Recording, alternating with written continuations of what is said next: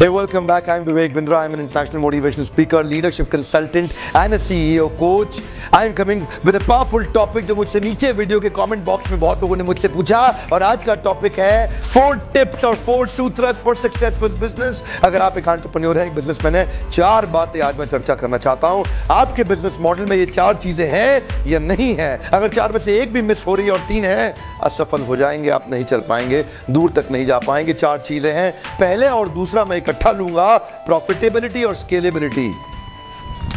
एक बड़ा व्यापार बनाना चाहते हैं, if you want to develop a high performing powerful business in the world, a world class organization is what you want to develop. You got to focus on 2 things, profitability and scalability. कई ऐसे धंधे होते हैं जिनमें profit तो बहुत है पर स्केलेबल नहीं है। कई ऐसे धंधे भी हैं जो स्केलेबल तो बहुत हैं पर प्रॉफिटेबल नहीं है।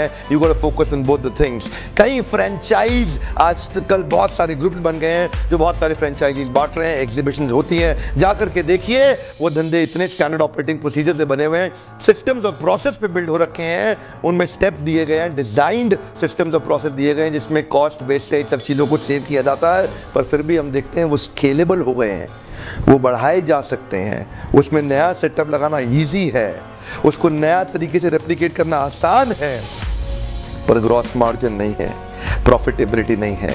बहुत सारे फ्रेंचाइज ऑपरेशन ऐसे हमने देखे जिनमें स्केलेबिलिटी तो है पर प्रॉफिटेबिलिटी नहीं है। बहुत सारे ऐसे भी धंधे देखे जिनमें प्रॉफिटेबिलिटी बहुत है, क्योंकि आप एक्सपर्ट हो चुके हैं उस काम के, क्योंकि आप मास्टर हो चुके हैं, आप सुपर स्पेशलिस्ट हो चुके हैं, आपके बिजनेस में प्रॉफिटेबिलिटी हो गई है लेकिन स्केलेबिलिटी नहीं है, तो भी काम नहीं चलेगा। मैं एक उदाहरण देता हूं, लल्लू लाल गुलाब जामुन वाला।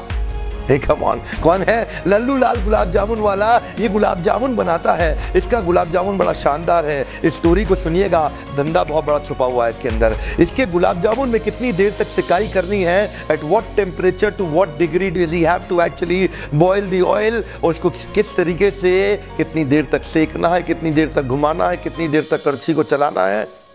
उसका गुलाब जामुन जो खाता है कहता है, लल्लू लाल क्या गुलाब जामुन बनाए रे तू। अब वो लल्लू लाल का गुलाब जामुन फेमस होने लगा।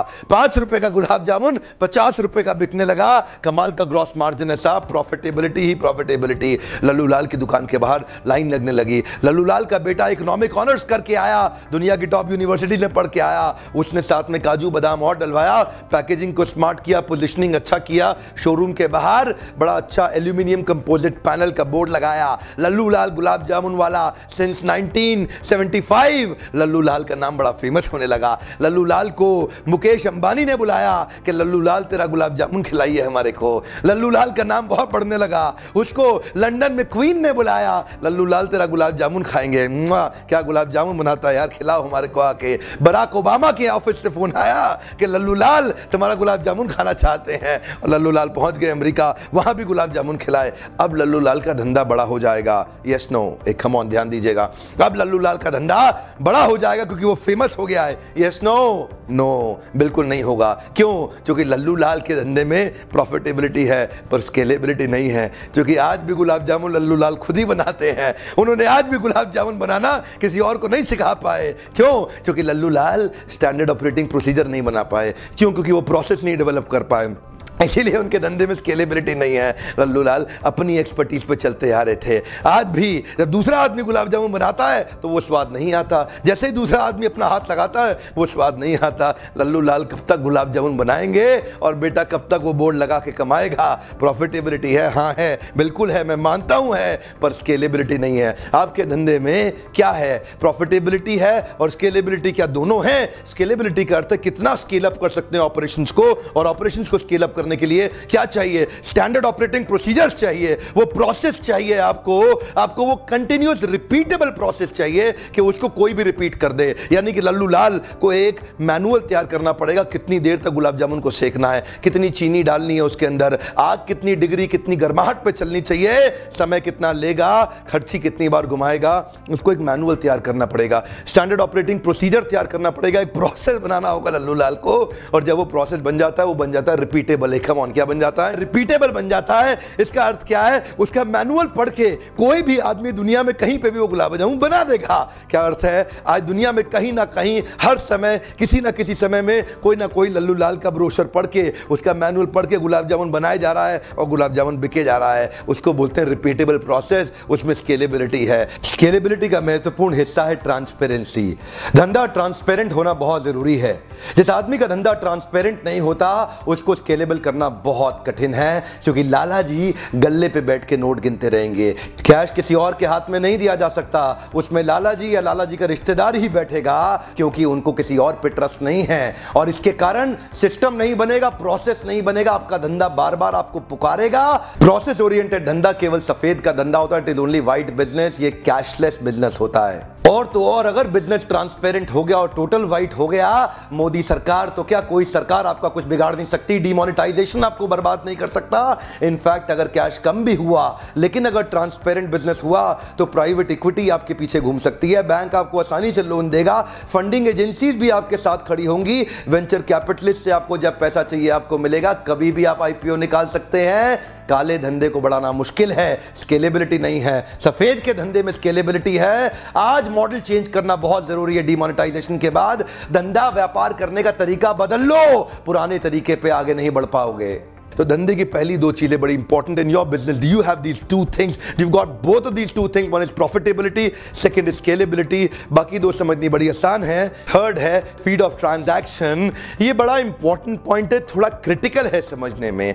हर एक पैसे का एक बाइंग रेट और एक लेंडिंग रेट होता है। There is a buying rate and lending rate, the money in the market. When you buy the money in the market, तो every capital expense, whether it's a capex और an opex, you have to account for the cost of the speed of transaction. अगर आप expand कर रहे हैं, you are expanding without managing the gross margin. आपकी अगर transaction का पैसा लेट आता है व्यापार करने के बाद, आपका धंधे का ट्रांजैक्शन होने के बाद अगर आपकी इनकम रिकवरी बहुत लेट होती है, it actually hits on to your operational excellence, it hits on to your gross margin. और अगर आपका ग्रॉस मार्जिन नीचे हो जाएगा और आप पैसा लेकर के एक्सपैंड करते चले गए, बहुत ही अनहेल्दी साइन है। ये एक बहुत बड़ा कारण है कि बहुत सारे व्यापारी लॉस में चले जाते हैं। और रोज जैसे उन्होंने देखा कोई अपॉर्चुनिटी मिला, फटाफट लोन ले लिया और धंधा कर लिया, लेकिन अगर स्पीड ऑफ ट्रांजैक्शन ठीक नहीं है और उस पैसे को ठीक से मैनेज नहीं कर पाए, that become one of the reasons जिसके कारण वो लॉस में जाकर के पूरा सब बंद हो जाता है, एकदम चौपट हो जाता है। एक उदाहरण लेते हैं। आपने मार्केट से 1 लाख रुपया उधार लिया 12% पे, आपका मार्जिन था 20%, पर आपकी कॉस्ट ऑफ कैपिटल थी 12%। अगर माल बेचने पे आपका डेटर आपको पैसा देर से देता है तो आपका डेटर टर्नओवर रेशियो बढ़ जाता है। डेटर टर्नओवर रेशियो बढ़ने से आपकी कॉस्ट ऑफ कैपिटल और महंगी हो जाएगी। क्यों? क्योंकि कलेक्शन डिले हो गया है। इससे आपके व्यापार में कैश फ्लो स्टेटमेंट बनता है। अगर आपकी पेमेंट की रिकवरी बहुत डिले हो गई है तो आपका कैश आउटफ्लो तो बढ़ रहा है पर कैश इनफ्लो घट रहा है, जिसके कारण आपकी कंपनी में कैश डेफिसिट हो जाएगा। इसीलिए हम बोल रहे हैं expansion without gross margin is committing suicide. Why? Because there is no speed of transaction. Actually लंबे समय तक अगर कैश आउटफ्लो बढ़ता रहे और कैश इनफ्लो घटता रहे, पेमेंट आए नहीं और आपका खर्चा होता चला जाए, तो आपकी कॉस्ट ऑफ कैपिटल एक चक्रवर्ती ब्याज के रूप में आपके धंधे को खराब कर देती है। So one more time, expansion without managing your gross margin is committing suicide। अगर आपका ट्रांजैक्शन तेज हो रहा है, रियल एस्टेट के धंधे में बहुत दिक्कत आ गया, कैपिटल एक्सपेंडिचर इतना कर दिया, बड़ा लैंड लिया, बिल्डिंग तैयार कर दिया, बिकने में बहुत समय लग गया, लोगों से पेमेंट आने में बहुत टाइम लग गया और उस पैसा जो आया था उन्होंने उसको कहीं और इन्वेस्ट कर दिया। वही कारण है कि रियल एस्टेट कंपनीज में आज हिंदुस्तान के अंदर इतना बड़ा रिसेशन, इतनी बड़ी प्रॉब्लम, बहुत से रियल एस्टेट के लोग खत्म हो गए, बर्बाद हो गए, दिवालिया हो गए, भाग गए, लोगों को उनकी प्रॉपर्टी नहीं दी। क्यों? क्योंकि उन्होंने इसको अकाउंट ही नहीं किया। Speed of transaction is very important. और आज का मेरा चौथा पॉइंट है competitive advantage. What is that one special thing that you have in your business that your competitors are not having? दुनिया भर की डीलर डिस्ट्रीब्यूटर कॉन्फ्रेंसेस करता हूं मैं, कॉम्पिटिटिव एडवांटेज पे ही बात करता हूं।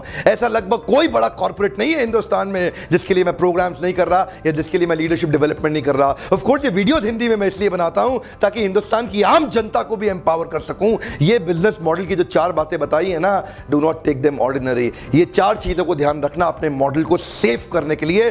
कॉम्पिटिटिव एडवांटेज बहुत इंपॉर्टेंट है।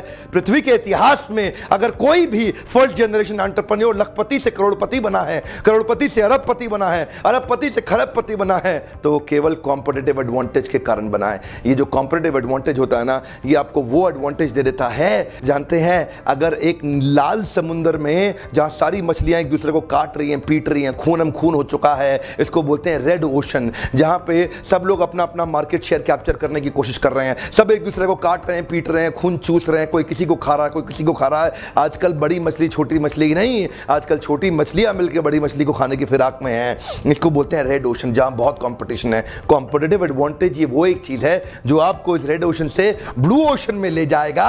और ब्लू ओशन क्या है? जहां पूरा मार्केट शेयर आप ही का है, and then you are the competition, there is no competition. Here there is lot of competition, but here you are the competition, there is no competition, because you are the only one, you are not the number one, you are the only one. Look at this, he is number 1, he is number 2, there are other numbers, he is number 1, he is number 2, बहुत numbers हैं, but here you are the only one. If you try to be the best, you will be number 1, but if you try to remain unique, you will be the only one. Competitive advantage gives you uniqueness. अगर आप number 1 होने की कोशिश करेंगे, अगर आप best होने की कोशिश करेंगे तो number 1 हो जाएंगे इसमें, लेकिन if you remain unique with your competitive advantage, आपके ऊपर वो advantage जो आपके competition के पास नहीं है, आपके पास वो कौन सी ताकत है? Why should your customer buy from you? क्यों आपका कस्टमर आपसे खरीदे? क्या एक्सपीरियंस आप उसको दे रहे हैं? आप उसकी कौन सी प्रॉब्लम सॉल्व कर रहे हैं? What problem are you solving in his life? अगर वहां से आप शिफ्ट होकर के ब्लू ओशन में आ गए, there is no competition sir, you are the only competition. Market तो घूमते घूमते आपको देख के बाद में फॉलो करेंगे लोग। कॉम्पिटिटिव एडवांटेज इतना बड़ा टॉपिक है कि मैं इसी के ऊपर एक आधे घंटे का वीडियो बनाने वाला हूं बहुत जल्दी। इसे कॉम्पिटिटिव एडवांटेज ही अगर मेरे को समझाना पड़ा, बहुत समय जाएगा, बहुत समझाना पड़ेगा। क्यों? क्योंकि कॉम्पिटिटिव एडवांटेज के कारण व्यक्ति फर्स्ट मूवर बनता है। First mover and fast mover है। Come on, first mover and fast mover. Maruti Suzuki को मिला के आज 19 कार मैन्युफैक्चरिंग कंपनीज हैं हिंदुस्तान के अंदर। फर्स्ट मूवर है मारुति। आज भी 50% शेयर मार्केट में मारुति का है और बाकी 18 गाड़ी बनाने वाली कंपनियों का मिला के 50% मार्केट शेयर है। साहब, first mover, fast mover. You know क्या कहते हैं आज? गाड़ी का मतलब मारुति सुजुकी, टूथपेस्ट का मतलब कोलगेट, ठंडा मतलब कोका कोला, पानी मिनरल वाटर मतलब बिस्लरी, नूडल मतलब Maggi. First mover and fast mover, ये उनको एडवांटेज तो मिलता ही है, लेकिन कब होगा?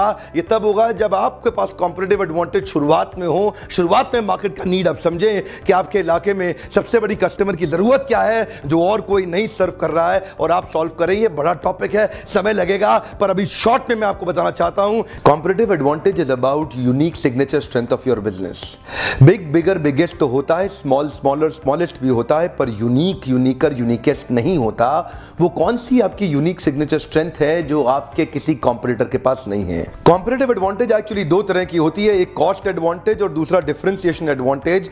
कॉस्ट एडवांटेज का मतलब है आपके पास भी वही प्रोडक्ट है जो बाकी सबके पास है, लेकिन लोअर प्राइस पे है।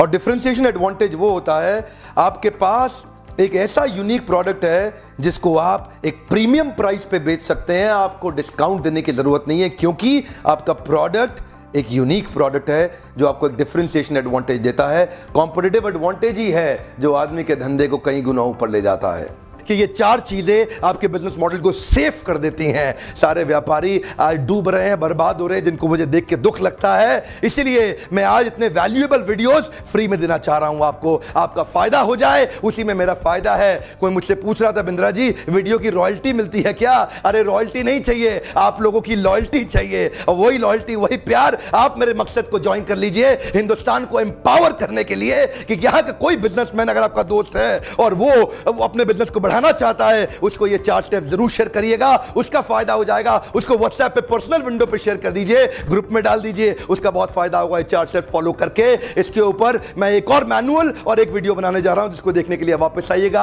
आपसे मिलकर बहुत अच्छा लगता है, यकीन मानिए ये समय मेरा आप ही के लिए है। आपका बहुत बहुत धन्यवाद।